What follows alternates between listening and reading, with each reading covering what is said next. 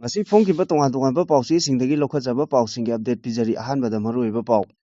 ꯕꯦꯂꯣꯆꯤꯁ꯭ꯇꯥꯟꯗ ꯃꯤꯂꯤꯇꯦꯟꯠ 34 ꯍꯥꯠꯈ꯭ꯔꯦ꯫ ꯂꯨꯄꯥ 50 ꯑꯃꯗꯤ 100ꯒꯤ ꯅꯟ-ꯖꯨꯗꯤꯁꯤꯌꯦꯜ ꯁ꯭ꯇꯥꯝꯞ ꯕ꯭ꯂꯦꯛꯇ ꯂꯨꯄꯥ 500ꯗꯒꯤ 1,000ꯗ ꯌꯣꯜꯂꯦ꯫ ꯂꯣꯕꯨ ꯈꯨꯠꯇ ꯄꯥꯏꯗꯨꯅ ꯁꯥꯟꯅꯔꯤꯕ ꯀꯣ-2 ꯌꯥꯎꯅ ꯀꯨꯀꯤ ꯂꯨꯞꯁꯤꯡꯒꯤ ꯃꯇꯤꯛ ꯆꯥꯕ ꯄꯥꯔꯥ ꯇꯝꯕꯤꯔꯒꯅꯤ ꯍꯥꯏꯅ ꯃꯥꯂꯦꯝ ꯊꯣꯡꯒꯥꯟꯅ ꯐꯣꯡꯗꯣꯛꯈ꯭ꯔꯦ꯫ ꯕꯤ.ꯖꯦ.ꯄꯤ ꯑꯃꯁꯨꯡ ꯃꯁꯤꯒ ꯆꯠꯃꯤꯟꯅꯔꯤꯕ ꯄꯥꯔꯇꯤꯒꯤ ꯑꯦꯝ.ꯑꯦꯜ.ꯑꯦꯁꯤꯡ ꯗꯦꯜꯂꯤꯗ ꯄꯥꯏꯁꯤꯟꯈ꯭ꯔꯦ꯫ ꯈꯣꯡꯆꯠ ꯑꯁꯤꯅ ꯄꯣꯖꯤꯇꯤꯚ ꯑꯥꯎꯠꯀꯝ ꯂꯥꯛꯀꯅꯤ ꯊꯥꯖꯩ ꯍꯥꯏꯅ ꯅꯣꯡꯊꯣꯝꯕꯝ ꯕꯤꯔꯦꯟꯅ ꯐꯣꯡꯗꯣꯛꯈ꯭ꯔꯦ꯫ ꯃꯅꯤꯄꯨꯔ ꯀꯟꯅꯕ ꯑꯃꯗꯤ ꯌꯦꯜꯂꯣ ꯐꯨꯔꯨꯞꯁꯤꯡ ꯄꯨꯟꯁꯤꯟꯅꯕ ꯑꯦꯟ.ꯄꯤ.ꯄꯤ ꯇꯦꯔꯥ ꯂꯥꯏ ꯊꯣꯔꯛꯈꯤꯕꯅꯤ ꯍꯥꯏꯅ ꯋꯥꯏ ꯖꯣꯏꯀꯨꯃꯥꯔꯅ ꯐꯣꯡꯗꯣꯛꯈ꯭ꯔꯦ꯫ ꯃꯅꯤꯄꯨꯔ ꯀꯟꯕ ꯈꯣꯡꯆꯠꯅ ꯏꯟꯗꯤꯌꯥ ꯂꯩꯉꯥꯛꯇ ꯃꯅꯤꯄꯨꯔ ꯃꯤꯌꯥꯝꯒꯤ ꯑꯆꯦꯠꯄ ꯐꯤꯔꯦꯞ ꯈꯪꯍꯟꯕ ꯉꯝꯈꯤ ꯍꯥꯏꯅ ꯀꯣꯀꯣꯃꯤꯒꯤ ꯃꯥꯏꯀꯩꯗꯒꯤ ꯐꯣꯡꯗꯣꯛꯈ꯭ꯔꯦ꯫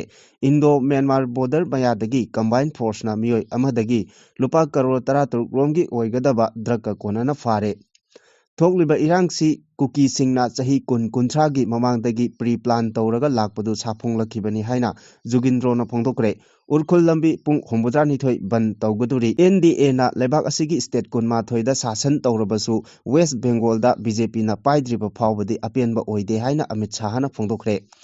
ꯂꯨꯄꯥ 50,000 ꯂꯧꯗꯨꯅ ꯁꯦꯟꯖꯥ-ꯊꯨꯝꯖꯥ ꯇꯧꯔꯝꯕ ꯂꯥꯟꯃꯤꯒꯤ ꯍꯕꯤꯜꯗꯥꯔ ꯑꯃ ꯃꯤꯑꯣꯏ ꯑꯃꯒ ꯀꯣꯟꯅꯅ ꯁꯤ.ꯕꯤ.ꯑꯥꯏꯅ ꯐꯥꯔꯦ꯫ ꯂꯨꯄꯥ 10,000ꯒꯤ ꯐꯥꯏꯟ, ꯑꯅꯧꯕ ꯆꯂꯥꯟ ꯁꯤꯁꯇꯦꯝ ꯆꯠꯅꯔꯒꯅꯤ ꯍꯥꯏꯔꯦ꯫ ꯁꯅꯥꯃꯍꯤ ꯂꯥꯏꯅꯤꯡꯗꯤ ꯂꯝꯗꯝꯁꯤꯒꯤ ꯄꯨꯋꯥꯔꯤꯒꯤ ꯋꯥꯔꯤ ꯂꯤꯔꯤꯕ ꯂꯥꯏꯅꯤꯡ ꯑꯃꯅꯤ꯫ ꯏꯟꯗꯤꯌꯥ ꯂꯩꯉꯥꯛꯅ ꯍꯥꯟꯅꯗꯒꯤ ꯍꯧꯅ ꯃꯩꯇꯩ ꯐꯨꯔꯨꯞꯄꯨ ꯅꯝꯊꯗꯨꯅ ꯊꯝꯕꯒꯤ ꯍꯩꯅꯕꯤ ꯍꯧꯖꯤꯛꯁꯨ ꯃꯈꯥ ꯆꯠꯊꯔꯤ ꯍꯥꯏꯅ ꯑꯦꯁ. ꯃꯦꯝꯆꯥꯅ ꯐꯣꯡꯗꯣꯛꯈ꯭ꯔꯦ꯫ ꯍꯣꯝ ꯒꯥꯔꯗ ꯄꯔꯁꯅꯦꯜꯁꯤꯡꯅ ꯇꯥꯜꯂꯤꯕ ꯗꯤꯃꯥꯟꯗ ꯊꯕꯛꯇ ꯑꯣꯟꯊꯣꯛꯍꯟꯅꯕ ꯁꯨꯄ꯭ꯔꯤꯝ ꯀꯣꯔꯠꯀꯤ ꯃꯇꯦꯡ ꯂꯧꯔꯒꯅꯤ ꯍꯥꯏꯅ ꯃꯪꯒꯤꯅ ꯐꯣꯡꯗꯣꯛꯈ꯭ꯔꯦ꯫ ꯃꯔꯛ ꯊꯠꯅ ꯃꯅꯤꯄꯨꯔꯗ ꯀꯪꯂꯩꯄꯥꯛ ꯃꯅꯤꯄꯨꯔ ꯔꯤꯚꯣꯂꯨꯁꯅꯔꯤ ꯑꯥꯔꯃꯤ ꯀꯧꯕ ꯂꯨꯞ ꯑꯃ ꯁꯥꯐꯣꯡꯈ꯭ꯔꯦ꯫ ꯁꯥꯐꯣꯡꯂꯤꯕ ꯂꯨꯞ ꯑꯁꯤꯅ ꯆꯦꯔꯣꯜ ꯑꯃ ꯊꯣꯛꯇꯨꯅ ꯃꯤꯌꯥꯝꯗ ꯑꯁꯨꯝꯅ ꯈꯪꯍꯜꯂꯛꯂꯤ꯫ ꯑꯍꯥꯟꯕꯃꯛꯇꯗ ꯀꯪꯂꯩꯄꯥꯛ ꯑꯁꯤꯗ ꯈꯨꯟꯗꯥꯃꯤꯟꯅꯔꯤꯕ ꯖꯥꯇꯤ ꯈꯨꯗꯤꯡꯃꯛꯀꯤ ꯃꯐꯝꯗ ꯑꯦꯝ.ꯑꯥꯔ.ꯑꯦ. ꯍꯥꯏꯕꯗꯤ ꯃꯅꯤꯄꯨꯔ ꯔꯤꯚꯣꯂꯨꯁꯅꯔꯤ ꯑꯥꯔꯃꯤ ꯁꯦꯟꯇ꯭ꯔꯦꯜ ꯀꯃꯤꯇꯤꯒꯤ ꯃꯌꯥꯏꯂꯣꯏꯁꯪ ꯑꯃꯗꯤ ꯂꯥꯟꯃꯤ ꯄꯨꯝꯅꯃꯛꯀꯤ ꯃꯥꯏꯀꯩꯗꯒꯤ ꯌꯥꯋꯣꯜꯒꯤ ꯑꯋꯥꯡꯕ ꯊꯥꯛꯇ ꯏꯀꯥꯏ ꯈꯨꯝꯅꯕ ꯎꯠꯆꯔꯤ꯫ ꯄꯥꯔꯇꯤ ꯑꯁꯤ ꯀꯔꯤꯒꯤ ꯁꯥꯐꯣꯡꯂꯤꯕꯅꯣ ꯍꯥꯏꯕ ꯂꯩꯕꯥꯛ ꯃꯤꯌꯥꯝꯗ ꯃꯌꯦꯛ ꯁꯦꯡꯅ ꯄꯥꯎꯗꯝꯖꯔꯤ꯫ ꯏꯪ ꯀꯨꯝꯖꯥ 1994 ꯁꯦꯞꯇꯦꯝꯕꯔ ꯇꯥꯡ 12ꯗ ꯃꯅꯤꯄꯨꯔꯒꯤ ꯃꯍꯥꯔꯥꯖꯥ ꯕꯨꯙꯆꯟꯗ꯭ꯔꯕꯨ ꯁꯤꯂꯣꯡꯗ ꯀꯧꯗꯨꯅ ꯃꯔꯖꯔ ꯑꯦꯒ꯭ꯔꯤꯃꯦꯟꯠꯒꯤ ꯈꯨꯌꯦꯛ ꯅꯝꯗꯨꯅ ꯂꯧꯗꯨꯅ ꯀꯪꯂꯩꯄꯥꯛꯄꯨ ꯃꯅꯤꯄꯨꯔ ꯍꯥꯏꯕ ꯃꯤꯡꯊꯣꯜ ꯄꯤꯔꯕ ꯂꯩꯕꯥꯛ ꯑꯃ ꯑꯣꯏꯅ ꯏꯟꯗꯤꯌꯥꯗ ꯇꯤꯟꯁꯤꯟꯈꯤꯕ ꯃꯤꯀꯨꯞꯇꯒꯤ ꯉꯁꯤ ꯐꯥꯎꯕ ꯃꯤꯈꯥ ꯄꯣꯟꯗꯨꯅ ꯃꯤꯅꯥꯏ ꯅꯥꯏꯊꯥꯡ ꯑꯣꯏꯅ ꯂꯦꯜꯂꯛꯄꯗ ꯅꯠꯇꯅ ꯂꯝꯗꯝ ꯑꯁꯤꯗ ꯈ꯭ꯋꯥꯏꯗꯒꯤ ꯇꯝꯊꯤꯔꯕ ꯂꯣ ꯀꯌꯥ ꯑꯃ ꯊꯝꯖꯤꯟꯗꯨꯅ ꯃꯗꯨꯒꯤ ꯃꯔꯨꯝꯗ ꯏꯟꯗꯤꯌꯥ ꯑꯃꯗꯤ ꯏꯟꯗꯤꯌꯟ ꯑꯥꯔꯃꯤꯁꯤꯡꯅ ꯁꯥꯡꯂꯕ ꯆꯍꯤ 65 ꯏꯌꯥꯝꯕ ꯏꯅꯥꯎ ꯏꯆꯦ ꯏꯆꯟ ꯏꯔꯨꯞꯂꯣꯏ ꯌꯨꯠ ꯀꯌꯥ ꯑꯃꯅ ꯑꯄꯨꯟꯕꯒꯤ ꯏꯍꯧ ꯈꯣꯡꯖꯪ ꯑꯃꯒ ꯅꯤꯡꯇꯝ ꯂꯥꯜꯍꯧ ꯁꯦꯝ ꯁꯥꯗꯨꯅ ꯂꯥꯟꯖꯪ ꯆꯪꯁꯤꯟꯕ ꯍꯧꯔꯛꯈ꯭ꯔꯦ꯫ ꯃꯗꯨꯕꯨ ꯅꯝꯊꯅꯕꯒꯤ ꯈꯨꯗꯣꯡꯆꯥꯕ ꯂꯧꯔꯗꯨꯅ ꯑꯀꯟꯕ ꯇꯝꯊꯤꯕ ꯂꯣ ꯀꯌꯥ ꯆꯂꯥꯏꯗꯨꯅ ꯏꯟꯗꯤꯌꯟ ꯑꯥꯔꯃꯤꯁꯤꯡꯅ ꯃꯤꯑꯣꯠ ꯃꯤꯅꯩ ꯆꯠꯊꯕ ꯃꯤꯆꯝ ꯀꯌా ꯑꯃ ꯍꯥꯠꯈ꯭ꯔꯦ꯫ ꯏꯆꯟ ꯏꯆꯦ ꯀꯌꯥꯒꯤ ꯏꯖꯠ ꯄꯨꯟꯁꯤ ꯂꯣꯝꯈ꯭ꯔꯦ꯫ ꯀꯌꯥ ꯑꯃ ꯁꯣꯏꯅꯥꯏꯕ ꯑꯣꯏꯍꯟꯈ꯭ꯔꯦ꯫ ꯀꯌꯥ ꯑꯃꯅ ꯉꯁꯤꯁꯨ ꯀꯩꯁꯨꯝꯁꯪꯗ ꯖꯦꯜꯗ ꯅꯝꯁꯤꯟꯗꯨꯅ ꯄꯨꯟꯁꯤ ꯋꯥꯅ ꯍꯤꯡꯂꯤ꯫ ꯃꯁꯤ ꯄꯨꯝꯅꯃꯛ ꯑꯁꯤꯅ ꯑꯩꯈꯣꯏꯗ ꯑꯆꯧꯕ ꯊꯧꯅꯥ ꯂꯤꯡꯖꯦꯜ ꯀꯌꯥ ꯄꯤꯔꯛꯄꯅ ꯃꯅꯤꯄꯨꯔ ꯔꯤꯚꯣꯂꯨꯁꯅꯔꯤ ꯑꯥꯔꯃꯤ ꯁꯝꯅ ꯑꯦꯝ.ꯑꯥꯔ.ꯑꯦ.ꯁꯨ ꯀꯪꯂꯩꯄꯥꯛ ꯃꯅꯤꯄꯨꯔ ꯑꯁꯤꯒꯤꯗꯃꯛꯇ ꯉꯁꯤ ꯌꯥꯏꯐꯔꯕ ꯀꯣꯔꯧ ꯐꯥꯏꯔꯦꯜꯒꯤ 15ꯅꯤ ꯄꯥꯟꯕ ꯄꯨꯔꯅꯤꯃꯥ ꯅꯣꯡꯃꯥꯏꯖꯤꯡ ꯅꯨꯃꯤꯠ ꯄꯨꯡꯖꯥ ꯑꯁꯤꯗꯒꯤ ꯁꯥꯐꯣꯡꯖꯕꯅꯤ ꯍꯥꯏꯅ ꯂꯨꯞ ꯑꯁꯤꯒꯤ ꯁꯦꯀ꯭ꯔꯦꯇꯔꯤ ꯗꯤꯄꯥꯔꯠꯃꯦꯟꯠ ꯑꯣꯐ ꯄꯕ꯭ꯂꯤꯁꯤꯇꯤ ꯑꯦꯝ.ꯑꯥꯔ.ꯑꯦ.ꯒꯤ ꯁꯤꯟꯊꯥ ꯂꯨꯋꯥꯡꯅ ꯑꯁꯨꯝꯅ ꯈꯨꯌꯦꯛ ꯄꯤꯗꯨꯅ ꯃꯤꯌꯥꯝꯗ ꯈꯪꯍꯜꯂꯛꯂꯤ꯫ ꯑꯗꯣꯝꯅ ꯍꯧꯖꯤꯛ ꯌꯦꯡꯕꯤꯔꯤꯕ ꯆꯦꯅꯦꯜ ꯑꯁꯤ ꯀꯪꯂꯩ ꯄꯥꯎꯊꯥꯡ ꯌꯨꯇ꯭ꯌꯨꯕ ꯆꯦꯅꯦꯜꯅꯤ꯫ ꯆꯦꯅꯦꯜ ꯑꯁꯤꯗ ꯏꯔꯝꯗꯝ ꯑꯃꯗꯤ ꯃꯄꯥꯟ ꯂꯝꯒꯤ ꯃꯔꯨꯑꯣꯏꯕ ꯄꯥꯎꯁꯤꯡꯒꯤ ꯑꯞꯗꯦꯠ ꯇꯥꯕ ꯑꯃꯗꯤ ꯌꯦꯡꯕ ꯐꯪꯕꯤꯒꯅꯤ꯫ ꯆꯦꯅꯦꯜ ꯑꯁꯤꯅ ꯄꯥꯎ ꯑꯞꯂꯣꯗ ꯇꯧꯔꯛꯄ ꯃꯇꯝꯗ ꯑꯗꯣꯝꯒꯤ ꯗꯤꯚꯥꯏꯁꯇ ꯅꯣꯇꯤꯐꯤꯀꯦꯁꯟ ꯎꯕ ꯐꯪꯕꯤꯅꯕ ꯑꯃꯗꯤ ꯆꯦꯅꯦꯜ ꯑꯁꯤꯕꯨ ꯄꯨꯛꯅꯤꯡ ꯊꯧꯒꯠꯄꯤꯕ ꯑꯣꯏꯅ ꯁꯨꯡꯁꯣꯏ ꯁꯣꯏꯗꯅ ꯁꯕꯁꯀ꯭ꯔꯥꯏꯕ ꯇꯧꯕꯤꯗꯨꯅ ꯕꯦꯜ ꯑꯥꯏꯀꯣꯟ ꯅꯝꯕꯤꯌꯨ ꯍꯥꯏꯖꯕꯒ ꯂꯣꯏꯅꯅ ꯍꯧꯖꯤꯛ ꯄꯥꯎꯁꯤꯡ ꯑꯃꯨꯛ ꯁꯟꯗꯣꯛꯅ ꯄꯤꯖꯔꯤ꯫ ꯕꯦꯂꯣꯆꯤꯁ꯭ꯇꯥꯟꯒꯤ ꯇꯣꯉꯥꯟ-ꯇꯣꯉꯥꯟꯕ ꯃꯐꯝꯁꯤꯡꯗ ꯆꯠꯊꯈꯤꯕ ꯑꯣꯄꯔꯦꯁꯟꯗ ꯃꯤꯂꯤꯇꯦꯟꯠ 32 ꯍꯥꯠꯄ ꯉꯝꯂꯦ ꯍꯥꯏꯅ ꯄꯥꯀꯤꯁꯇꯥꯟꯒꯤ ꯁꯦꯀ꯭ꯌꯨꯔꯤꯇꯤ ꯐꯣꯔꯁꯅ ꯀ꯭ꯂꯦꯝ ꯇꯧꯈ꯭ꯔꯦ꯫ ꯄꯥꯀꯤꯁꯇꯥꯟꯒꯤ ꯃꯤꯂꯤꯇꯔꯤꯒꯤ ꯃꯦꯗꯤꯌꯥ ꯋꯤꯡ ꯑꯣꯏꯔꯤꯕ ꯏꯟꯇꯔ ꯁꯥꯔꯚꯤꯁꯦꯁ ꯄꯕ꯭ꯂꯤꯛ ꯔꯤꯂꯦꯁꯟꯁ (ISPR)ꯒꯤ ꯃꯇꯨꯡ ꯏꯟꯅ ꯇꯣꯉꯥꯟ-ꯇꯣꯉꯥꯟꯕ ꯃꯐꯝꯗ ꯆꯠꯊꯈꯤꯕ ꯑꯣꯄꯔꯦꯁꯟꯗ ꯁꯦꯀ꯭ꯌꯨꯔꯤꯇꯤ ꯄꯔꯁꯅꯦꯜ 15ꯁꯨ ꯁꯤꯈꯤ ꯍꯥꯏꯔꯤ꯫ ꯃꯤꯂꯤꯇꯦꯟꯠꯁꯤꯡꯅ ꯀ꯭ꯋꯦꯇꯥ, ꯃꯥꯁꯇꯨꯡ, ꯅꯨꯖꯗꯤ, ꯗꯕꯜꯗꯤꯟ, ꯈꯥꯔꯟ ꯑꯃꯗꯤ ꯒ꯭ꯋꯥꯗꯥꯔꯅꯆꯤꯡꯕ ꯃꯐꯝꯁꯤꯡꯗ ꯇꯣꯉꯥꯟ-ꯇꯣꯉꯥꯟꯕ ꯑꯦꯇꯦꯛ ꯆꯠꯊꯔꯛꯇꯨꯅ ꯃꯍꯧꯁꯥꯒꯤ ꯄꯨꯟꯁꯤꯗ ꯆꯥꯎꯅ ꯑꯀꯥꯏꯕ ꯊꯣꯛꯍꯜꯂꯛꯄꯒ ꯂꯣꯏꯅꯅ ꯅꯨꯄꯤ ꯑꯉꯥꯡ ꯌꯥꯎꯅ ꯃꯤꯆꯝ 19ꯁꯨ ꯍꯥꯠꯈꯤ ꯃꯇꯨꯡ ꯇꯥꯔꯛꯄꯗ ꯁꯦꯀ꯭ꯌꯨꯔꯤꯇꯤ ꯐꯣꯔꯁ ꯑꯃꯗꯤ ꯂꯣ ꯏꯟꯐꯣꯔꯁꯃꯦꯟꯠ ꯑꯦꯖꯦꯟꯁꯤꯁꯤꯡꯅ ꯃꯐꯝ ꯀꯌꯥꯗ ꯄꯥꯛ ꯁꯟꯅ ꯑꯣꯄꯔꯦꯁꯟ ꯆꯠꯊꯕꯗ ꯁꯨꯁꯥꯏꯗ ꯕꯣꯝꯕꯔ 3 ꯌꯥꯎꯅ ꯃꯤꯂꯤꯇꯦꯟꯠ 32 ꯍꯥꯠꯄ ꯉꯝꯈꯤꯕꯅꯤ ꯍꯥꯏꯔꯤ ꯍꯧꯖꯤꯛꯁꯨ ꯃꯐꯝ ꯀꯌꯥꯗ ꯂꯦꯞꯇꯅ ꯑꯣꯄꯔꯦꯁꯟ ꯆꯠꯊꯔꯤ ꯍꯧꯖꯤꯛ ꯅꯨꯃꯤꯠ ꯅꯤꯅꯤꯒꯤ ꯃꯃꯥꯡꯗꯒꯤ ꯕꯦꯂꯣꯆꯤꯁ꯭ꯇꯥꯟꯗ ꯁꯦꯀ꯭ꯌꯨꯔꯤꯇꯤ ꯐꯣꯔꯁꯅ ꯇꯣꯉꯥꯟꯕ ꯃꯐꯝꯗ ꯑꯣꯄꯔꯦꯁꯟ ꯆꯠꯊꯗꯨꯅ ꯄꯥꯟꯖꯗꯨꯔ ꯑꯃꯗꯤ ꯍꯔꯅꯥꯏꯗ ꯃꯤꯂꯤꯇꯦꯟꯠ 94ꯁꯨ ꯍꯥꯠꯈꯤ ꯁꯣꯁꯤꯌꯦꯜ ꯃꯤडिया ꯄ꯭ꯂꯦꯠꯐꯣर्म Xꯇ ꯊꯥꯒꯠꯂꯛꯄ ꯋꯥꯔꯣꯜ ꯑꯃꯗ ꯕꯦꯂꯣꯆꯤꯁ꯭ꯇꯥꯟ ꯒꯚꯔꯟꯃꯦꯟꯠꯀꯤ ꯁ꯭ꯄꯣꯛꯁꯄꯔꯁꯟ ꯁꯍꯤꯗ ꯔꯤꯟꯅ ꯍꯥꯏ ꯄꯥꯀꯤस्तानी पुलिस अमसुंग फ्रंटियर कोरना मतिक चाबा सेक्शन थोरांग लौखꯠꯍꯧꯕꯗꯒꯤ ꯃꯤꯂꯤꯇꯦꯟꯠꯁꯤꯡꯅ ꯃꯐꯝ ꯀꯌꯥꯗ ꯑꯦꯇꯦꯛ ꯆꯠꯊꯅꯕ ꯍꯣꯠꯅꯔꯛꯄꯗ ꯃꯥꯏ ꯄꯥꯛꯄ ꯉꯝꯍꯟꯈꯤꯗ꯭ꯔꯦꯁꯨ ꯍꯥꯏꯔꯤ ꯍꯧꯈꯤꯕ ꯃꯇꯝ ꯈꯔ ꯑꯁꯤꯗ ꯃꯅꯤꯄꯨꯔꯗ ꯂꯨꯄꯥ 50 ꯑꯃꯁꯨꯡ ꯂꯨꯄꯥ 100 ꯄꯤꯕ ꯅꯟ ꯖꯨꯗꯤꯁꯤꯌꯦꯜ ꯁ꯭ꯇꯥꯝꯞ ꯀꯣꯔꯠꯇ ꯐꯪꯗꯕꯗꯒꯤ ꯃꯤꯌꯥꯝꯅ ꯈꯝ ꯊꯦꯡꯅ ꯈꯨꯗꯣꯡ ꯆꯥꯗꯕ ꯃꯥꯌꯣꯛꯅꯕꯒ ꯂꯣꯏꯅꯅ ꯇꯉꯥꯏꯐꯗꯅ ꯀꯣꯔꯠꯀꯤ ꯃꯄꯥꯟꯗꯒꯤ ꯕ꯭ꯂꯦꯛꯇꯒꯤ ꯂꯨꯄꯥ 50 ꯄꯤꯕ ꯅꯟ ꯖꯨꯗꯤꯁꯤꯌꯦꯜ ꯁ꯭ꯇꯥꯝꯞꯅ ꯂꯨꯄꯥ 500ꯗ ꯂꯩꯕ ꯑꯃꯁꯨꯡ ꯂꯨꯄꯥ 100 ꯄꯤꯕ ꯅꯟ ꯖꯨꯗꯤꯁꯤꯌꯦꯜ ꯁ꯭ꯇꯥꯝꯞꯅ ꯂꯨꯄꯥ 1,000ꯗ ꯂꯩꯗꯨꯅ ꯍꯧꯖꯤꯛ ꯁꯤꯖꯤꯟꯅꯔꯤ ꯑꯦꯖꯦꯟꯁꯤꯒꯤ ꯄꯥꯎꯅ ꯍꯥꯏ ꯆꯍꯤ ꯑꯁꯤ ꯍꯦꯛ ꯍꯧꯔꯛꯄ ꯖꯅꯋꯥꯔꯤ ꯑꯍꯥꯟꯕ ꯆꯌꯣꯜꯗꯒꯤ ꯃꯅꯤꯄꯨꯔꯗ ꯂꯨꯄꯥ 50 ꯄꯤꯕ ꯑꯃꯁꯨꯡ ꯂꯨꯄा 100 ꯄꯤꯕ ꯅꯟ ꯖꯨꯗꯤꯁꯤꯌꯦꯜ ꯁ꯭ꯇꯥꯝꯞꯁꯤꯡ ꯀꯣꯔꯠꯇ ꯐꯪꯗꯕꯗꯒꯤ लीगल प्रॉपर्टी अमदी एडमिनिस्ट्रेटिव ट्रांजेक्शनदा यामना चावना खुदोंग चादबा मायोकनरे स्टाम्प असी फंगदबना मरम ओइदुना लम इंखोलना चिंगबा लैबा योनबा यावना अतै मरु ओइबा लीगल गा मरी लेनबा थबकसिंग पांगथोकपदा चावना खुदोंग चादबा मायोकना हल्ले नन जुडिशियल स्टाम्प असी फंगदबदगी लम दुकान अमदी भरा सानबगी प्रोसेस पुमनमक लेप्तुना लैबगा लोइनाना महिरुइसिंगी स्कॉलरशिप की डॉक्यूमेंटा एफिडेविट दरकार ओइबा मरमना नन जुडिशियल स्टाम्प असी फंगदबना महिरुइसिंग स्कॉलरशिप एप्लाई तौबा यादना लैरे हाइबगी वाकट कया माइकै कयादगी लागली पाव असिना मखा तारादुना हाई कोर्ट मनुंगदा लुपा 50 अमदी लुपा 100 की नन जुडिशियल स्टाम्प फंगद्रगसु हाइरिबा असी कोर्ट की मपानदा ब्लैक दा मरांग कायना हौजिकसु फंगली लुपा 50 की नन जुडिशियल स्टाम्प लुपा 500 दा अदुगा लुपा 100 की नन जुडिशियल स्टाम्प ना लुपा 1,000 दा यामना तांगना मियामना तंगाई फदना लैदुना सिजिनरी मतांग असिदा लाक्लिबा वाफमदी कोर्ट फंगद्रगा लुपा 50 अमसुंग लुपा 100 की नन जुडिशियल स्टाम्प ब्लैक दा मतौ करमना मरांग कायना फंगलिबनो हाइबा असिनी ऑफिशियल ओइबा वैल्यूदगी सुर लुपा 10 कुन की चांगदा ममन हेंगतुना लैबना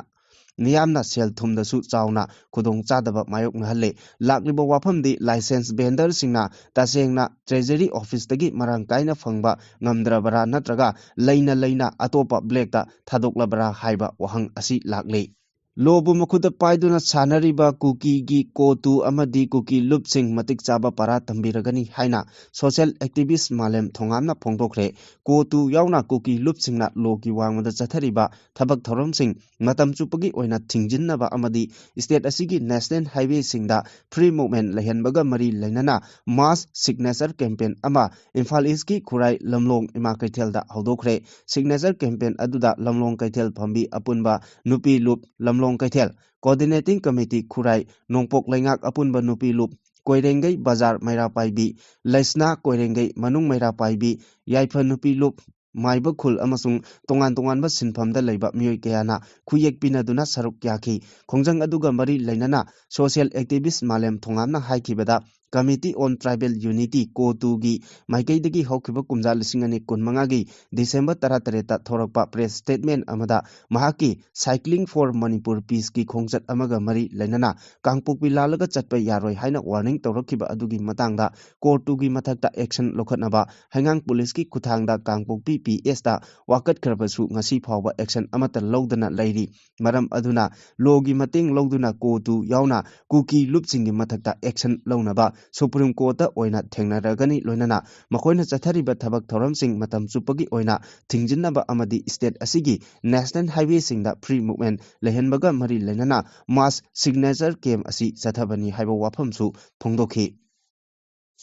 सेंटर की लुचिंगबसिंगना कौरकपदगी ngarang nongthil बीजेपी की मणिपुर प्रदेश की प्रेसिडेंट ए सरदा यावना पार्टी असिगी एमएलए सिंग अमदी बीजेपी का चटमिनरिबा पार्टी सिंगी एमएलए सिंग दिल्ली दा पाइसिनख्रे थाजबा याबा मफमदगी फोंगबा पावगी मतुंग इना मणिपुर दा थमलकिबा प्रेसिडेंट रोल मतम असी था असिगी 19 दा लोइरगदबना हारिबा मतम असिगी मनुंगदा स्टेट असिदा पॉपुलर गवर्नमेंट अमा सेमहोल्द्रबदी कॉन्स्टिट्यूशनल क्राइसिस अमा थोलकपा याबना तंगाई फदना अनोबा लेंगाक अमा सेमनबगी मतंगदा सेंटरना एमएलए सिंग असी कौरक ꯂꯧꯈꯤꯕꯅꯤ ꯁꯦꯟꯇꯔꯅ ꯂꯧꯈꯠꯂꯛꯄ ꯈꯣꯡꯊꯥꯡ ꯑꯁꯤꯒꯤ ꯃꯅꯨꯡ ꯆꯟꯅ BJP north east incharge doctor Sambit ꯄꯇ꯭ꯔꯅ ꯕꯤꯖꯦꯄꯤꯒꯤ ꯑꯦꯝꯑꯦꯜꯑꯦꯁꯤꯡ ꯑꯃꯗꯤ ꯃꯁꯤꯒ ꯆꯠꯃꯤꯟꯅꯔꯤꯕ ꯄꯥꯔꯇꯤꯒꯤ ꯑꯦꯝꯑꯦꯜꯑꯦꯁꯤꯡ ꯐꯦꯕ꯭ꯔꯨꯋꯥꯔꯤ ꯑꯃꯗ ꯗꯦꯜꯂꯤꯗ ꯌꯧꯔꯛꯅꯕ ꯈꯪꯍꯜꯂꯛꯈꯤꯕꯅꯤ ꯈꯪꯍꯜꯂꯛꯄ ꯑꯗꯨꯒꯤ ꯃꯇꯨꯡ ꯏꯟꯅ ꯕꯤꯖꯦꯄꯤ ꯃꯅꯤꯄꯨꯔ ꯄ꯭ꯔꯗꯦꯁꯀꯤ ꯄ꯭ꯔꯁꯤꯗꯦꯟ ꯑꯦ ꯁꯔꯗꯥ ꯌꯥꯎꯅ ꯍꯥꯟꯅꯒꯤ ꯆꯤꯞ ꯃꯤꯅꯤꯁꯇꯔ ꯅꯣꯡꯊꯣꯝꯕꯝ ꯕꯤꯔꯦꯟ ꯑꯃꯁꯨꯡ ꯄꯥꯔꯇꯤ ꯑꯁꯤꯒꯤ ꯑꯦꯝꯑꯦꯜꯑꯦꯁꯤꯡ ꯂꯣꯏꯅꯅ ꯕꯤꯖꯦꯄꯤꯒ ꯆꯠꯃꯤꯟꯅꯔꯤꯕ ꯄꯥꯔꯇꯤꯁꯤꯡꯒꯤ ꯑꯦꯝꯑꯦꯜꯑꯦꯁꯤꯡꯁꯨ ꯗꯦꯜꯂꯤꯒꯤꯗꯃꯛ ꯏꯝꯐꯥꯜ ꯊꯥꯗꯣꯛꯈꯤ ꯏꯝꯐꯥꯜ ꯊꯥꯗꯣꯛꯈ꯭ꯔꯕ ꯑꯗꯨꯗ ꯕꯤꯖꯦꯄꯤ ꯃꯅꯤꯄꯨꯔ ꯄ꯭ꯔꯗꯦꯁꯀꯤ ꯄ꯭ꯔꯁꯤꯗꯦꯟ ꯑꯦ ꯁꯔꯗꯥ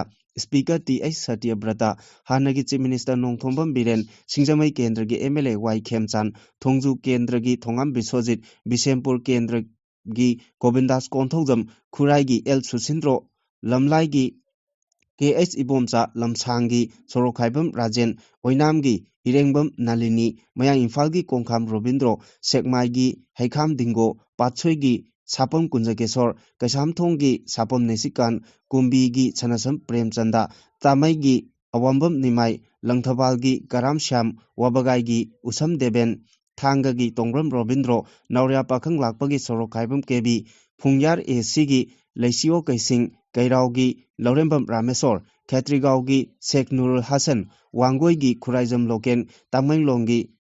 ꯖꯩꯍꯨꯂꯨꯝ ꯄꯥꯟꯃꯩ ꯋꯥꯡꯖꯤꯡ ꯇꯦꯟꯊꯥꯒꯤ ꯄꯧꯅꯝ ꯕ꯭ꯔꯣꯖꯦꯟ ꯍꯤꯌꯥꯡꯂꯝꯒꯤ ꯗꯥꯛꯇꯔ ꯋꯥꯏ ꯔꯥꯙꯦꯁ꯭ꯌꯥꯝ ꯍꯩꯔꯣꯛꯀꯤ T H Radheshyam ꯅꯨꯡꯚꯥꯒꯤ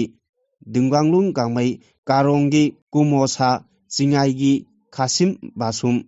ꯑꯦꯟꯄꯤꯄꯤꯒꯤ president Lorho ꯐꯣꯖꯣꯅꯆꯤꯡꯕꯁꯤꯡꯅꯤ ꯍꯥꯏꯔꯤ ꯏꯌꯥꯔꯄꯣꯔꯠꯇ ꯄꯥꯎꯃꯤꯁꯤꯡꯅ ꯍꯪꯕ ꯋꯥꯍꯪꯒꯤ ꯄꯥꯎꯈꯨꯝꯗ ꯍꯥꯟꯅꯒꯤ ꯆꯤꯞ ꯃꯤꯅꯤꯁꯇꯔ ꯅꯣꯡꯊꯣꯝꯕꯝ ꯕꯤꯔꯦꯟꯅ ꯈꯨꯝꯂꯝꯕꯗ ꯗꯦꯜꯂꯤꯒꯤ ꯈꯣꯡꯆꯠ ꯑꯁꯤ NDAꯒꯤ ꯄꯥꯔꯠꯅꯔ ꯃꯦꯝꯕꯔꯁꯤꯡ ꯂꯣꯏꯅꯃꯛ ꯀꯧꯔꯛꯄꯗꯒꯤ ꯁꯔꯨꯛ ꯌꯥꯕ ꯆꯠꯄꯅꯤ ꯍꯥꯟꯅ ꯃꯃꯥꯡꯗꯁꯨ ꯕꯤꯖꯦꯄꯤꯒꯤ ꯃꯦꯝꯕꯔꯁꯤꯡ ꯇꯣꯉꯥꯟꯅ ꯀꯧꯔꯛꯄꯗꯒꯤ ꯋꯥꯔꯩ ꯁꯥꯟꯅꯈꯤꯕꯁꯨ ꯂꯩꯈ꯭ꯔꯦ ꯑꯗꯨꯕꯨ ꯉꯁꯤꯒꯤ ꯈꯣꯡꯆꯠ ꯑꯁꯤꯅ ꯄꯣꯖꯤꯇꯤꯕ ꯑꯥꯎꯠꯀꯝ ꯂꯥꯛꯀꯅꯤ ꯍꯥꯏꯕꯒꯤ ꯊꯥꯖꯩ ꯑꯃꯗꯤ ꯃꯤꯌꯥꯝꯅꯁꯨ ꯊꯥꯖꯕ ꯊꯝꯁꯤ ꯁꯦꯟꯇꯔ ꯂꯩꯉꯥꯛꯅꯁꯨ ꯊꯦꯡꯅꯔꯤꯕ ꯈꯨꯗꯣꯡꯆꯥꯗꯕ ꯑꯁꯤ ꯀꯣꯛꯅꯕ ꯑꯋꯥꯕ ꯀꯌꯥ ꯑꯃ ꯀꯣꯛꯅꯕ ꯇꯞꯅ ꯇꯞꯅ ꯍꯣꯠꯅꯔꯤ ꯍꯥꯏꯅꯁꯨ ꯐꯣꯡꯗꯣꯛꯂꯝꯈꯤ ꯄꯣꯂꯤꯇꯤꯀꯦꯜ ꯄꯥꯔꯇꯤ ꯑꯃꯠꯇꯅ ꯃꯅꯤꯄꯨꯔ ꯀꯟꯅꯕ ꯊꯧꯔꯥꯡ ꯂꯧꯔꯛꯇ꯭ꯔꯤ ꯃꯔꯝ ꯑꯁꯤꯅ ꯃꯅꯤꯄꯨꯔ ꯀꯟꯅꯕ ꯑꯃꯗꯤ ꯌꯦꯜꯂꯣ ꯐꯨꯔꯨꯞꯁꯤꯡ ꯄꯨꯟꯁꯤꯟꯅꯕ NPP ꯇꯦꯔꯥ ꯂꯥꯏ ꯊꯣꯛꯂꯛꯄꯅꯤ ꯍꯥꯏꯅ NPP ꯇꯦꯔꯥ ꯂꯥꯏꯒꯤ ꯄ꯭ꯔꯁꯤꯗꯦꯟ ꯌꯨꯝꯅꯥꯝ ꯖꯣꯏ ꯀꯨꯃꯥꯔꯅ ꯐꯣꯡꯗꯣꯛꯈ꯭ꯔꯦ ꯋꯥꯐꯝ ꯑꯁꯤ ꯅꯧꯅ 사ꯐꯣꯡꯂꯕ ꯔꯤꯖꯅꯦꯜ ꯄꯥꯔꯇꯤ NPP ꯇꯦꯔꯥ ꯂꯥꯏꯒꯤ ꯄꯥꯔꯇꯤ ꯑꯣꯐꯤꯁ ꯍꯥꯡꯗꯣꯛꯄ ꯑꯃꯗꯤ ꯄꯥꯔꯇꯤ ꯑꯁꯤꯒꯤ ꯐꯤꯔꯥꯜ ꯆꯤꯡꯈꯠꯄꯒꯤ ꯊꯧꯔꯝ ꯄꯥꯡꯊꯣꯛꯈꯤꯕꯒ ꯂꯣꯏꯅꯅ ꯅꯥꯎꯔꯦꯝꯊꯣꯡꯗ ꯂꯩꯕ ꯄꯥꯔꯇꯤ ꯑꯁꯤꯒꯤ ꯑꯣꯐꯤꯁꯇ ꯄꯥꯎꯃꯤꯁꯤꯡꯒ ꯎꯅꯕ ꯑꯃꯗ ꯐꯣꯡꯗꯣꯛꯈꯤꯕꯅꯤ ꯃꯦꯘꯥꯂꯌꯥꯒꯤ ꯆꯤꯞ ꯃꯤꯅꯤꯁꯇꯔ ꯀꯣꯔꯅꯥ ꯀꯦ ꯁꯪꯃꯥꯅ ꯂꯨꯆꯤꯡꯕ NPPꯗꯒꯤ ꯇꯣꯛꯂꯒ ꯂꯝꯗꯝ ꯑꯁꯤꯒꯤ ꯂꯩꯍꯥꯎꯗꯒꯤ ꯍꯧꯔꯛꯄ ꯔꯤꯖꯅꯦꯜ ꯄꯥꯔꯇꯤ ꯑꯃ ꯑꯣꯏꯅ NPP ꯁꯥꯐꯣꯡꯕꯗ ꯑꯆꯧꯕ ꯊꯧꯗꯥꯡ ꯂꯧꯔꯤꯕ ꯇꯦꯔꯥ ꯂꯥꯏꯒꯤ ꯃꯤꯡ ꯂꯧꯗꯨꯅ ꯏꯔꯣꯏꯁꯦꯝꯕꯗ ꯂꯩꯕ ꯃꯥꯌꯣꯜꯒꯤ ꯑꯣꯐꯤꯁ ꯀꯝꯄ꯭ꯂꯦꯛꯁꯇ ꯁꯥꯐꯣꯡꯈꯤꯕꯒ ꯂꯣꯏꯅꯅ ꯄꯥꯔꯇꯤ ꯑꯁꯤꯒꯤ ꯐꯤꯔꯥꯜ ꯆꯤꯡꯈꯠꯈꯤ ꯊꯧꯔꯝ ꯑꯗꯨꯗ NPP ꯇꯦꯔꯥ ꯂꯥꯏꯒꯤ ꯅꯧꯅ ꯊꯧ ꯄꯨꯒꯗꯕꯁꯤꯡ ꯁꯔꯨꯛ ꯌꯥꯈꯤꯕꯒ ꯂꯣꯏꯅꯅ BJPꯅ ꯂꯨꯆꯤꯡꯕ ꯂꯩꯉꯥꯛꯇ MLA ꯑꯣꯏꯔꯝꯕ ꯀꯌꯥ ꯑꯃꯁꯨ ꯁꯔꯨꯛ ꯌꯥꯈꯤ ꯉꯁꯤꯒꯤ ꯊꯧꯔꯝ ꯑꯗꯨꯒ ꯃꯔꯤ ꯂꯩꯅꯅ NPP ꯇꯦꯔꯥ ꯂꯥꯏꯒꯤ ꯄ꯭ꯔꯁꯤꯗꯦꯟ ꯌꯨꯝꯅꯥꯝ ꯖꯣꯏ ꯀꯨꯃꯥꯔꯅ ꯃꯈꯥ ꯇꯥꯅ ꯍꯥꯏꯈꯤꯕꯗ NPPꯅ ꯃꯅꯤꯄꯨꯔꯗꯒꯤ ꯁꯥꯐꯣꯡꯈꯤꯕ ꯄꯣꯂꯤꯇꯤꯀꯦꯜ ꯄꯥꯔꯇꯤ ꯑꯃ ꯑꯣꯏꯅ ꯂꯝꯗꯝ ꯑꯁꯤꯒꯤ ꯑꯃꯗꯤ ꯃꯤꯌꯥꯝꯒꯤ ꯏꯍꯨꯜ ꯈꯪꯅ ꯊꯕꯛ ꯇꯧꯗꯨꯅ ꯂꯥꯛꯄꯅꯤ NPPꯒꯤ ꯄ꯭ꯔꯁꯤꯗꯦꯟ ꯀꯣꯔꯅꯥ ꯀꯦ ꯁꯪꯃꯥꯒ ꯂꯝꯗꯝ ꯑꯁꯤꯒꯤ ꯏꯁꯨꯒ ꯃꯔꯤ ꯂꯩꯅꯅ ꯈꯦꯠꯅꯕ ꯀꯌꯥ ꯂꯥꯛꯄꯗꯒꯤ ꯄꯥꯔꯇꯤ ꯑꯁꯤꯗꯒꯤ ꯃꯍꯥꯛ ꯌꯥꯎꯅ ꯄꯥꯔꯇꯤ ꯑꯁꯤꯒꯤ ꯂꯨꯆꯤꯡꯕ ꯀꯌꯥ ꯃꯦꯝꯕꯔ kaya ꯄꯥꯔꯇꯤ ꯑꯁꯤ ꯊꯥꯗꯣꯛꯂꯒ NPP ꯇꯦꯔꯥ ꯂꯥꯏ ꯑꯁꯤ ꯁꯦꯝꯈꯤꯕꯅꯤ ꯄꯥꯔꯇꯤ ꯑꯁꯤꯒꯤ ꯑꯣꯏꯅꯁꯨ ꯏꯂꯦꯛꯁꯟ ꯀꯃꯤꯁꯟ ꯑꯣꯐ ꯏꯟꯗꯤꯌꯥꯗ ꯔꯦꯖꯤꯁꯇ꯭ꯔꯦꯁꯟꯒꯤ ꯆꯦꯔꯣꯜ ꯑꯃ ꯃꯃꯥꯡ ꯆꯍꯤꯒꯤ ꯗꯤꯁꯦꯝꯕꯔ 16ꯇ ꯄꯤꯈꯠꯈ꯭ꯔꯦ ꯄꯥꯔꯇꯤ ꯑꯁꯤꯅ ꯂꯝꯗꯝ ꯑꯁꯤꯗ ꯉꯁꯤ ꯇꯪꯗꯨ ꯂꯩꯇꯥꯗ꯭ꯔꯤꯕ ꯑꯃꯗꯤ ꯀꯥꯡꯂꯨꯞ ꯐꯨꯔꯨꯞꯁꯤꯡꯒꯤ ꯃꯔꯛꯇ ꯊꯥꯖꯅꯗꯕꯒꯤ ꯃꯃꯤ ꯇꯥꯔꯤꯕ ꯑꯁꯤ ꯂꯣꯏꯁꯤꯟꯗꯨꯅ ꯂꯝꯗꯝ ꯑꯁꯤꯗ ꯃꯍꯧꯁꯥꯒꯨꯝꯅ ꯅꯨꯡꯁꯤ ꯆꯥꯟꯅꯕ ꯇꯪꯗꯨ ꯂꯩꯇꯥꯕ ꯂꯝꯗꯝ ꯑꯣꯏꯍꯟꯅꯕꯒꯤ ꯄꯥꯟꯗꯝꯗ ꯊꯕꯛ ꯇꯧꯒꯅꯤ ꯄꯥꯔꯇꯤ ꯑꯁꯤꯅ ꯂꯥꯛꯀꯗꯕ ꯃꯤꯈꯜꯗ ꯀꯦꯟꯗ꯭ꯔ ꯈꯨꯗꯤꯡꯃꯛꯇ ꯃꯤꯔꯦꯞ ꯄꯨꯊꯣꯛꯇꯨꯅ ꯃꯤꯈꯜ ꯃꯥꯏ ꯄꯥꯛꯅꯕ ꯊꯦꯡꯅꯕ ꯌꯥꯎꯒꯗꯕ ꯃꯤꯔꯦꯞ 25ꯗꯒꯤ 30 ꯐꯥꯎꯕ ꯄꯨꯊꯣꯛꯀꯅꯤ NPP ꯇꯦꯔꯥ ꯂꯥꯏꯅ ꯇꯣꯉꯥꯟ ꯇꯣꯉꯥꯟꯕ ꯐꯨꯔꯨꯞ ꯀꯥꯡꯂꯨꯞꯁꯤꯡꯒꯤ ꯃꯥꯏ ꯄꯥꯛꯀꯗꯕ ꯀꯦꯟꯗꯤꯗꯦꯠ ꯀꯌꯥꯁꯨ ꯌꯥꯎꯔꯛꯂꯒꯦ ꯍꯥꯏꯕꯒꯤ ꯑꯄꯥꯝꯕ ꯈꯪꯍꯜꯂꯛꯄ ꯂꯩꯔꯦ ꯂꯝꯗꯝ ꯑꯁꯤꯕꯨ ꯅꯨꯡꯁꯤꯕ ꯑꯄꯨꯟꯕꯒꯤ ꯁꯛꯇꯝ ꯀꯟꯃꯤꯟꯅꯕ ꯄꯥꯝꯕ ꯐꯨꯔꯨꯞꯁꯤꯡꯅꯁꯨ ꯁꯧꯒꯠꯃꯤꯟꯅꯗꯨꯅ ꯄꯨꯟꯅ ꯆꯪꯁꯤꯟꯃꯤꯟꯅꯔꯁꯤ ꯍꯥꯏꯈꯤ ꯃꯤꯑꯣꯏ ꯂꯥꯛ ꯀꯌꯥꯅ ꯁꯔꯨꯛ ꯌꯥꯗꯨꯅ ꯆꯠꯈꯤꯕ ꯃꯅꯤꯄꯨꯔ ꯀꯟꯕ ꯈꯣꯡꯆꯠꯄꯨ ꯃꯥꯏ ꯄꯥꯛꯅꯕ ꯍꯣꯠꯅꯕꯗ ꯃꯇꯦꯡ ꯄꯥꯡꯂꯛꯈꯤꯕ ꯄꯨꯝꯅꯃꯛꯄꯨ ꯀꯣꯀꯣꯃꯤꯒꯤ ꯃꯥꯏꯀꯩꯗꯒꯤ Ikai khumnaba ulakpaga loinana awangwa thakta thagatba phongdorakli loinana Manipur kanba khongchat asina India lengakta Manipur miyamgi achetpa phirep khanghanba ngamkhi hairakli Coordinating Committee on Manipur Integrity Kokomina thadorokpa cherol amada lamdam sida hokiba sahi lisingani kulumdoigi me ahumdagi thorakhiba irangna maram oiraga miyoi lising kaya lanjenaduna masa masagi mayum ingkholda hanjanba ngamdana leirakpa National Highway chingda akaknaba phurup ama maning tamna chatpa phanghandana thamlakpa education economy yauna hiram kayada nomonomogi chokchilakpa tha kunthra nithoi helakre sanglaba matam asida democracy chatlaba lebak India gi Delhi lengakna lamdam asida thokliba irang asi ningthina yengsinbidaba amadi thawoibidabana makhoigi akhuba aranba mityengda irang asi matam sangthana leihannaba lebak thugainaba honariba chinkuki narco terrorist singda tongchinduna khulai oina sijinnabadagi thokliba irang asigi wakhaiba ngamdana leirakpani haibasi lamdam asida khunda mainariba phurup kanglu khudingmakna ngasidi wakhal loina taminare Indian Constitution na piriba fundamental right kaya iramdam asigi miyamda phanghandana sanglaba matam kaya namsinduna thamlakli asigumlaba chiraba tanpham asida iramdam iphurup kannabagi damak lupsing punsille haiba ireicha miyamgi kholaw adu ikai khumnabagal loinana amato oiba lising amagi makhada lamdam asigi lebakki damak chongthorakliba lup humphu henbana punchinduna semkhiba apunba luptin ama oiriba kokomina Ireipak ifurup ganjanaba changchilakpa khongjang khongchat asida ifurup chasing tongan tonganba thogai punaramba lup kayana chawgattuna India lengaki mafamda aikhoigi achetpa phirep khanghanba ngamkhiba asimak ireicha pumnamaki mafamda ikai khumnaba utli masi aikhoigi miyamgi apunbagi mai pakpani aikhoigi apunbagi lingjen pangal sagatuna amadi apunbada thajaba thamduna apunba kholaw lawminnanaba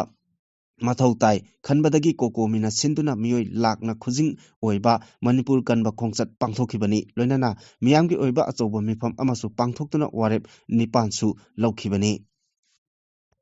Central Security Force amasung Manipur Police na leptana chatharakpa anti-narcotic drives ki manung channa Technopal District ki manung chanba Indo-Myanmar border mayadagi miyoi ama regional black market ta lupa crore 13 romgi value oigadaba yamlaba drug ka konana fare hairi official oiba report amana hai drug ka konana farabo miyoi adugi maming haulim tongkhai kai mate sahi kunthra homdoi kawi miyoi asidagi methamphetamine tablet haina su khangnaba WY tablet kg 9.3 fare yamlaba drug sing adu pubada sijinnaba Maruti Suzuki Wigner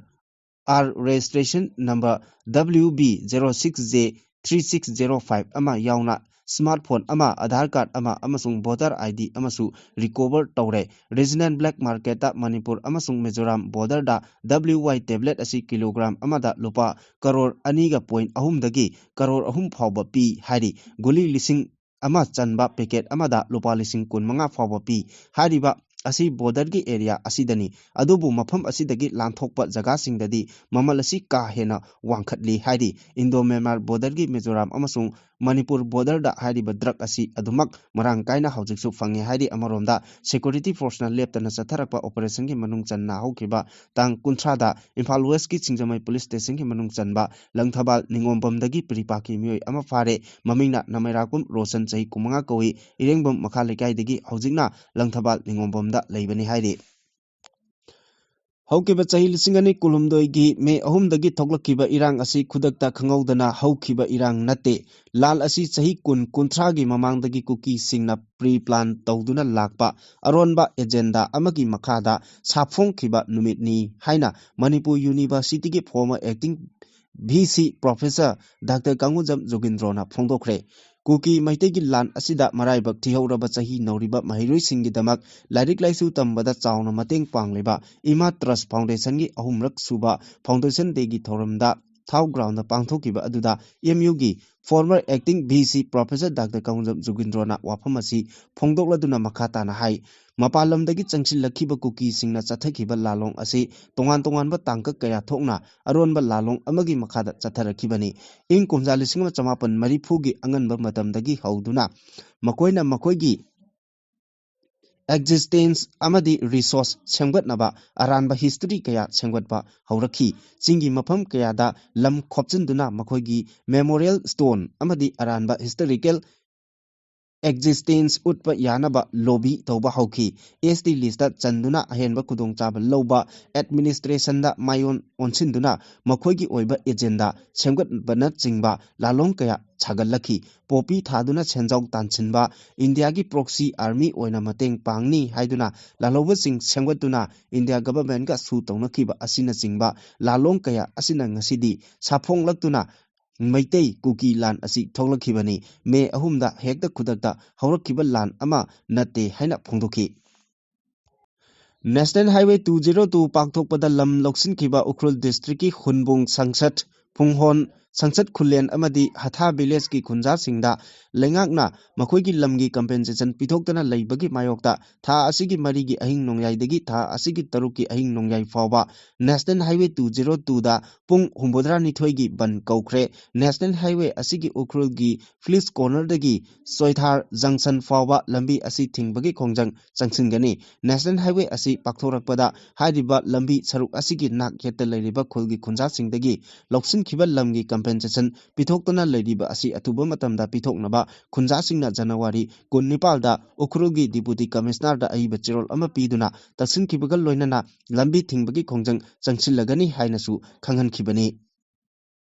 Jan Sankha gi founder oiramba aduga kona BJP da changlakhiba party asigi luchingba amasu oiramba Shyama Prasad Mukherjee asi West Bengal dagini BJP na luchingba NDA na lebak asigi state amasung union territory kunma thoida sasan tawrabasu West Bengal da pangthokadoriba assembly mikal asida BJP na mai paklaba khaktada apenba haibadu oigani haina Union Home Minister Amit Shah na phongthokre West Bengal gi North 24 Paziranga da pangthokiba BJP gi Workers Meet Amada Saruk Yaba Lakiba Union Home Minister Amit Shah na Makata na Phongdokibada West Bengal asi BJP na Shakti Pairaba Khaktada BJP gi workers sing amasung Prime Minister Narendra Modi gi apenba haibadu oigani mathang thada West Mikal Pangthokpa yai haina panaringai chairak asida Union Home Minister Amit Shah gi maikaidagi State adugi Chief Minister Mamta Banerjee na luchingliba Trinamool Congress ki sarkar asi lebak asida khwaidagi hena corruption chathaba government amani haiduna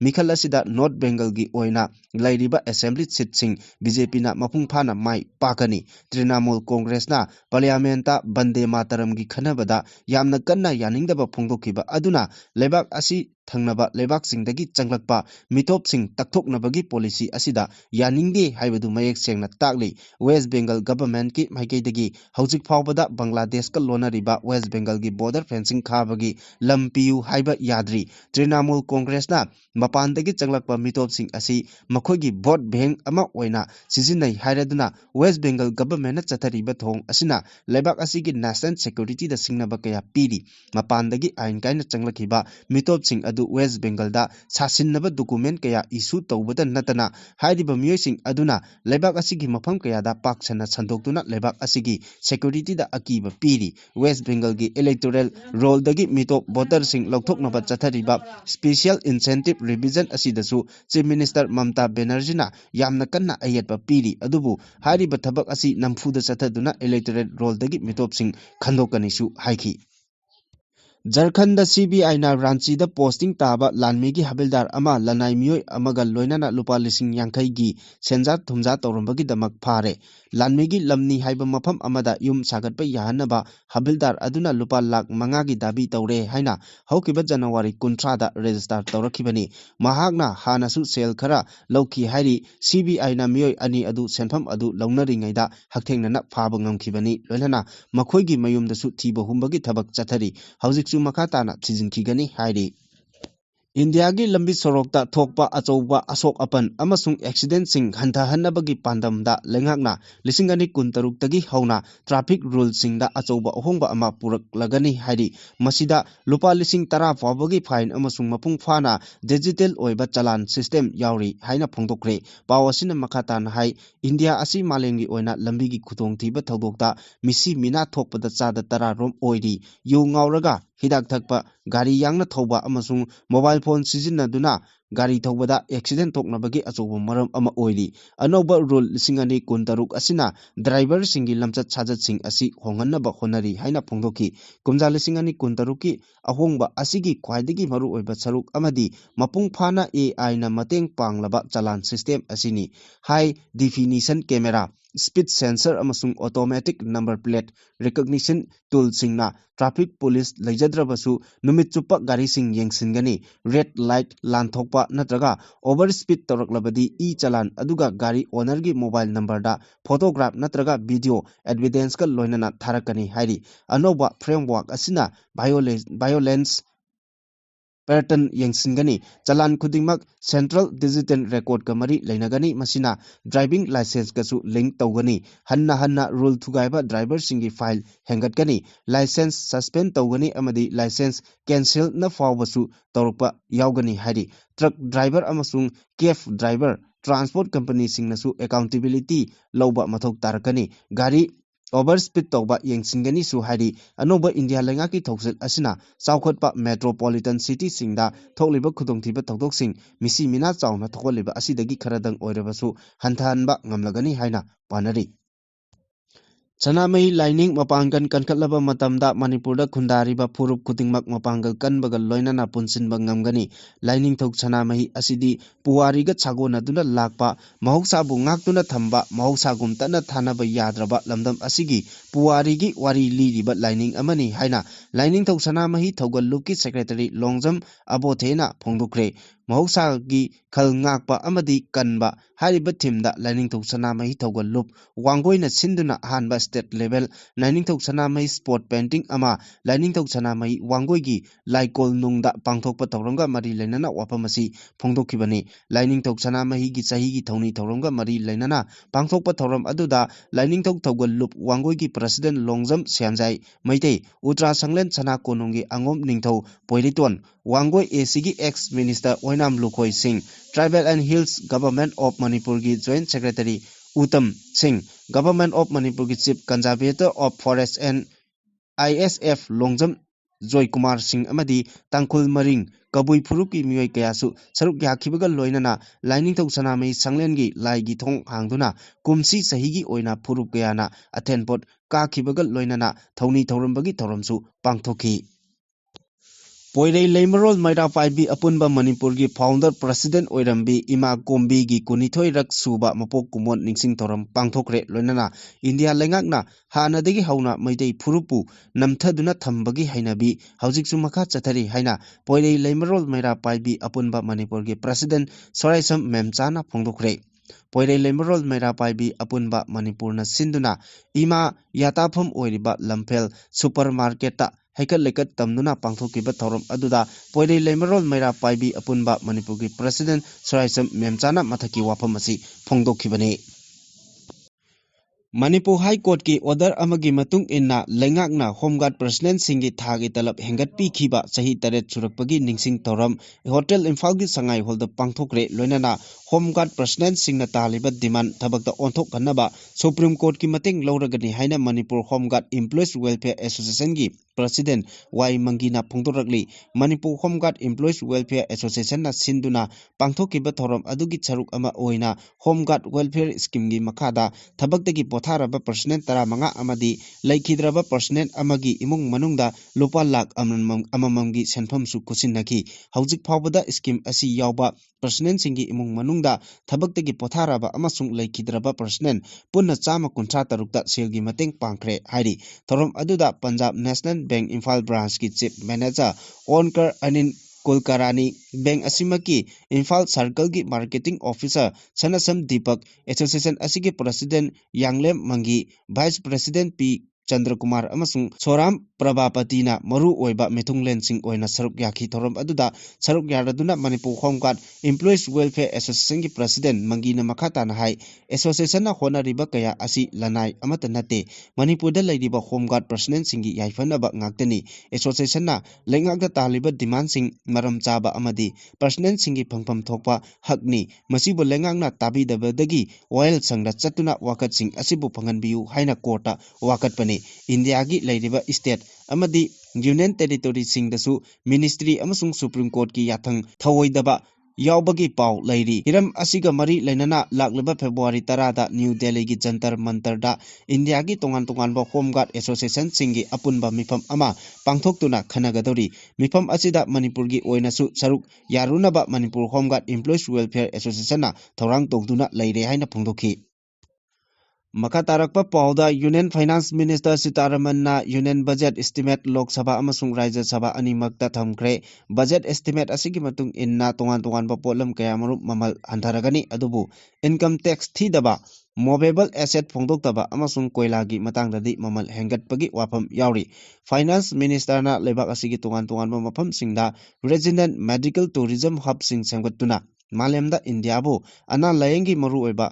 lamthungpham ohenabagi wafam yauri medical hub sing asida matamga chunaraba infrastructure lehenbaga loinana tongan ba lebak singdagi layengba lakpada khudong chanaba thorang lokhatkani thorang asina doctor nurse health professional technician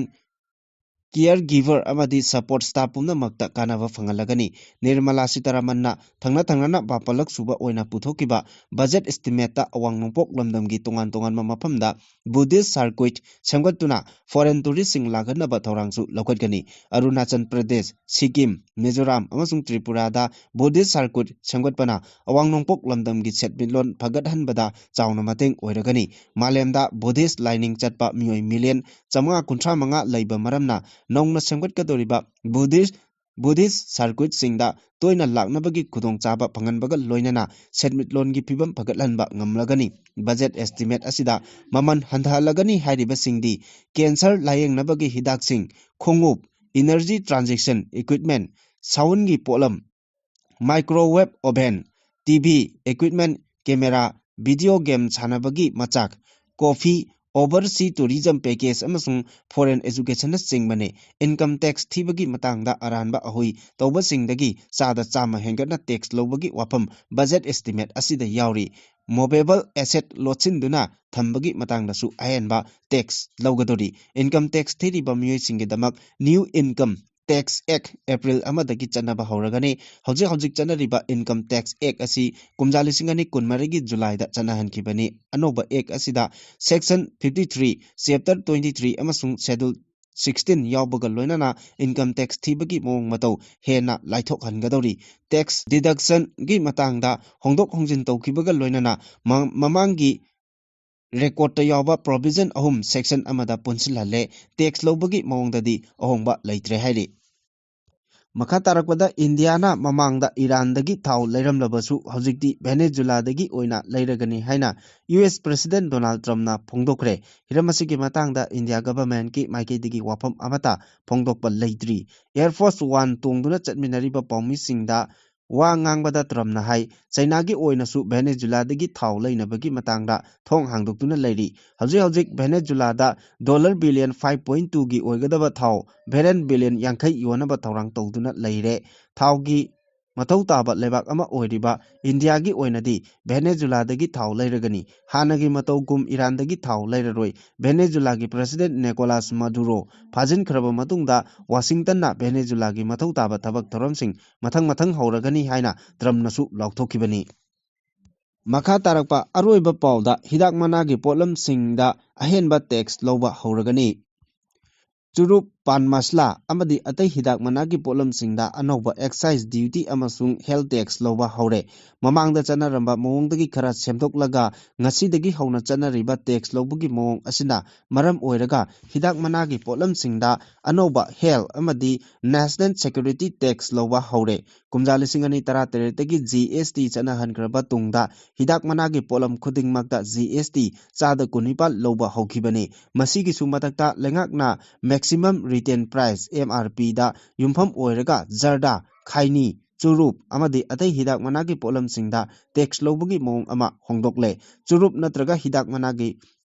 ꯃꯈꯨꯝꯗ ꯊꯥꯔꯤꯕ written ꯄ꯭ꯔꯥꯏꯁꯇ ꯌꯨꯝꯐꯝ ꯑꯣꯏꯔꯒ GST ꯂꯧꯔꯒꯅꯤ ꯂꯩꯉꯥꯛꯀꯤ revenue ꯍꯦꯟꯒꯠꯍꯟꯅꯕꯒꯤ ꯄꯥꯟꯗꯝꯗ ꯑꯈꯟꯅꯕ ꯊꯧꯔꯥꯡ ꯑꯁꯤ ꯂꯧꯈꯠꯂꯛꯄꯅꯤ ꯍꯥꯏꯔꯤ ꯅꯧꯅ ꯄꯥꯏꯈꯠꯂꯛꯂꯤꯕ ꯊꯧꯔꯥꯡ ꯑꯁꯤꯒꯤ ꯃꯇꯨꯡ ꯏꯟꯅ ꯍꯦꯜꯊ ꯑꯃꯗꯤ ꯅꯦꯁꯅꯦꯜ ꯁꯦꯀ꯭ꯌꯨꯔꯤꯇꯤꯒꯤ ꯇꯦꯛꯁ ꯊꯤꯕ ꯃꯊꯧ ꯇꯥꯕ ꯃꯔꯝꯅ ꯄꯥꯟ ꯃꯁꯂꯥ ꯄꯨꯊꯣꯛꯂꯤꯕ ꯀꯝꯄꯅꯤꯁꯤꯡꯅ ꯅꯧꯅ ꯑꯃꯨꯛ ꯔꯦꯖꯤꯁꯇꯔ ꯇꯧꯕꯒꯤ ꯇꯉꯥꯏꯐꯗꯕ ꯂꯩꯔꯦ ꯍꯤꯗꯥꯛ ꯃꯅꯥꯒꯤ ꯄꯣꯠꯂꯝ ꯄꯨꯊꯣꯛꯂꯤꯕ ꯀꯝꯄꯅꯤꯁꯤꯡꯅ CCTV ꯀꯦꯃꯦꯔꯥ ꯏꯟꯁꯇꯣꯜ ꯇꯧꯕꯒ ꯂꯣꯏꯅꯅ ꯄꯣꯠꯂꯝꯁꯤꯡ ꯑꯗꯨ ꯁꯥꯕ ꯑꯃꯗꯤ ꯄꯦꯀꯤꯡ ꯇꯧꯕꯒꯤ ꯚꯤꯗꯤꯑꯣ ꯔꯦꯀꯣꯔꯗꯤꯡ ꯅꯤꯡꯊꯤꯅ ꯊꯝꯒꯗꯕꯅꯤ ꯃꯁꯤꯒꯤꯁꯨ ꯃꯊꯛꯇ ꯀꯝꯄꯅꯤꯁꯤꯡꯅ ꯐꯦꯛꯇꯔꯤꯗ ꯃꯦꯆꯤꯟ ꯀꯌꯥ ꯌꯥꯝꯅ ꯁꯤꯖꯤꯟꯅꯕꯒꯦ ꯑꯃꯗꯤ ꯅꯣꯡꯃꯗ ꯄꯣꯠꯊꯣꯛ ꯀꯌꯥ ꯌꯥꯝꯅ ꯄꯨꯊꯣꯛꯄꯒꯦ ꯍꯥꯏꯕ ꯑꯗꯨꯁꯨ ꯑꯦꯛꯁꯥꯏꯖ ꯑꯣꯊꯣꯔꯤꯇꯤꯁꯤꯡꯗ ꯄꯥꯎ ꯄꯤꯒꯗꯕꯅꯤ ꯀꯔꯤꯒꯨꯝꯕ ꯃꯦꯆꯤꯟ ꯑꯃ ꯅꯨꯃꯤꯠ 15ꯅꯤ ꯃꯊꯧ ꯇꯧꯕ ꯌꯥꯗ꯭ꯔꯕꯗꯤ ꯍꯥꯏꯔꯤꯕ ꯃꯇꯝ ꯑꯗꯨꯒꯤ ꯑꯣꯏꯅ ꯑꯦꯛꯁꯥꯏꯖ ꯗ꯭ꯌꯨꯇꯤ ꯍꯟꯊꯅ ꯂꯧꯒꯅꯤ ꯄꯥꯟ ꯃꯁꯂꯥ ꯑꯃꯁꯨꯡ ꯍꯤꯗꯥꯛ ꯃꯅꯥꯒꯤ ꯄꯣꯠꯂꯝ ꯁꯤꯖꯤꯟꯅꯕꯒꯤ ꯆꯥꯡ ꯀꯥ ꯍꯦꯟꯅ ꯋꯥꯡꯈꯠꯂꯛꯄ ꯑꯃꯁꯨꯡ ꯍꯥꯏꯔꯤꯕ ꯄꯣꯠꯂꯝꯁꯤꯡ ꯑꯁꯤꯕꯨ ꯄꯨꯊꯣꯛꯂꯤꯕ ꯀꯝꯄꯅꯤꯁꯤꯡꯅ ꯃꯑꯣꯡ ꯃꯔꯤꯜ ꯆꯨꯝꯅ